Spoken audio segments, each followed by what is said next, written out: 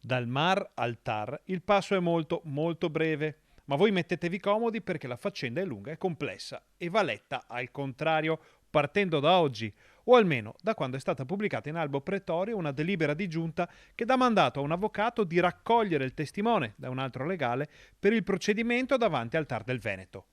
Un ricorso che si scrive come PPE numero 4 Area Parolini, ma che si legge invece come Piano Mar. Sì, stiamo parlando dell'annosa vicenda legale iniziata addirittura nel 2010, dopo l'annullamento delle delibere di Consiglio Comunale che andava ad eliminare le deroghe sulle altezze, quelle legate alle torri portoghesi per intenderci, con relativo ricorso da parte del privato coinvolto nel progetto, ovvero Numeria.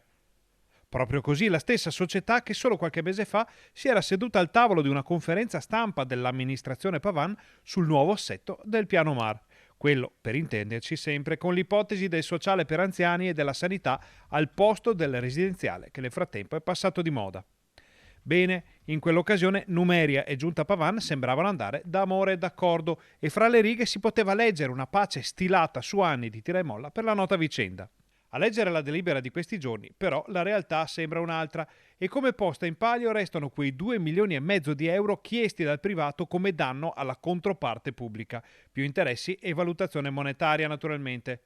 Il provvedimento sottolinea chiaramente la scelta dell'amministrazione di, e qui citiamo il documento, ribadire la volontà già espressa a costituirsi davanti al TAR del Veneto contro il ricorso per mezzo del quale Numeria SGR SPA chiede i danni al comune.